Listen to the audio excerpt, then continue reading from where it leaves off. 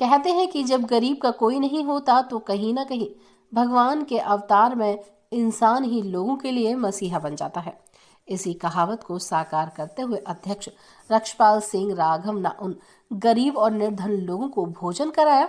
अधिवक्ता रक्षपाल सिंह राघव ने अपनी 64वें जन्मदिन पर हनुमान मंदिर के सामने गरीबों के लिए एक भोजन के कैंप का आयोजन किया। अपने हाथों से सभी को भोजन करवाया। उन्होंने कहा कि गरीबों को अपने हाथों से भोजन कराने पर जो मन को शांति मिली वो किसी मंदिर या मस्जिद में नहीं मिल सकती। इसलिए आज मैंने अपने जन्मदिन पर इन लोगों के साथ मनाने का निर्णय किया और मैंने इनको भोजन कराकर उनकी प्राप्ति की। अधिवक्ता से कहा कि इसी के साथ मैंने उन झुग्गी झोंपड़ियों में भी भोजन वितरण किया जहां पर लोग एक वक्त के खाने का इंतजार करते हैं।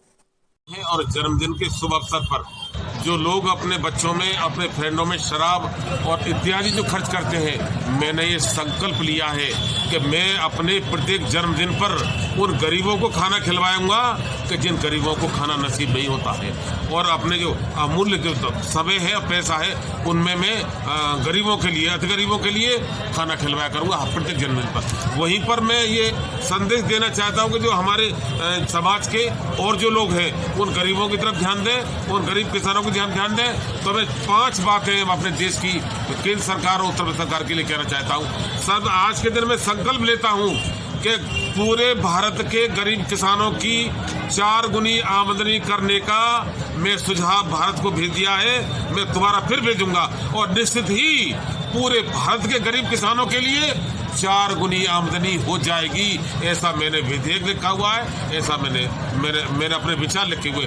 दूसरे नंबर पर जो हमारे देश की बेटियां हैं जो आज सड़कों पर बेरोजगार घूम रहे हैं, उनके लिए कम से कम 2 लाख भारत के बेटियों को और 2 लाख भारत के बेरोजगार बेटों को स्वतः रोजगार योजना, स्वतः रोजगार की प्राप्ति के स्वर्णिम अवसर के मैं सुझाव लिखूंगा सरकार को। और नंबर 3 जो हमारे पत्रकार बंधु हैं जो अपने खून पसीना का समय बर्बाद करके और गोलियों के बीच में कवरेज करते हैं, वो हमारे हिंदुस्तान के आवाज की आवाम है, हमारे प्राण की आवाज है। ऐसे पत्रकारों बंधुओं के लिए मैंने व्यवस्था विचारों में की है कि उनकी पेंशन और उनकी बीमा और उनके परिवार वालों को शुभ अवसर पर उनको कुछ भत्ता दिया जावे।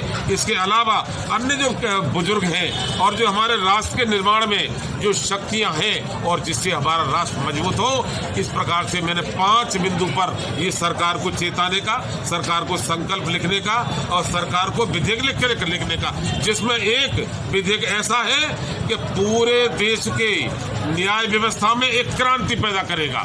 और वो ये है कि पूरे भारत के अधिवक्ताओं के लिए बार के माध्यम से 2 लाख अधिवक्ताओं को न्यायिक जज बनाकर पूरे भारत के मुकदमे जिसका है कि तुरंत न्याय व्यवस्था के अंतर्गत 1 महीने से अंदर 3 महीने से लेकर के प्रत्येक मुकदमा निस्तारित किया जाएगा। और प्रत्येक हमारे अधिवक्ता जज को, अधिवक्ता न्यायिक अधिकारी को 1.5 लाख से 2 लाख रुपया प्रतिमाह वेतन मिलेगा। वहीं पर 2 लाख बेटा बेटियों को करीब 30,000 से 40,000 स्वतः रोजगार मिलेगा। और इसमें यह खास बात यह है कि सरकार के जो नुमाइंदे हैं, जो सरकार के आदरणीय मंत्री एवं अधिकारी हैं, वो ग्राउंड पर काम नहीं करते। मैं गरीब बाप का बेटा हूँ, गरीब पिता का बेटा हूँ। मैंने ग्राउंड पर काम किया है हर क्षेत्र में। गरीब किसानों को, भीख मांगने वालों को एवं अमीरों को, व्यापारियों को।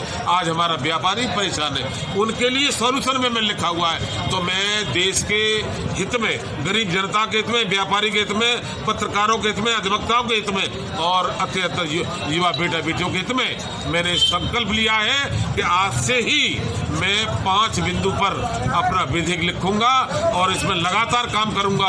आखिर एक न एक दिन आदरणीय मोदी जी मुझसे मुलाकात करेंगे और मैं 2 शब्दों में कहना चाहता हूं देश के अवाम की तरफ से कि खुद को कर बुलंद इतना कि खुदा आकर पूछे बता तेरी रजा क्या है।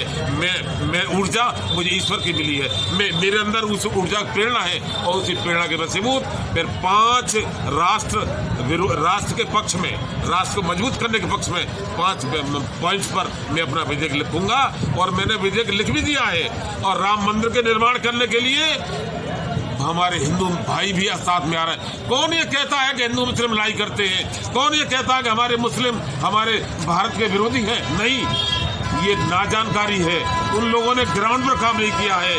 हमारे मुस्लिम भाई ऐसे रहते हैं जैसे दूध में चीनी। मुसलमान का मतलब ये है कि मुझे मान, यानी वो हमारे अतिथि हैं, वो हमारे सम्मान है, वो हमारे आदर के पात्र हैं।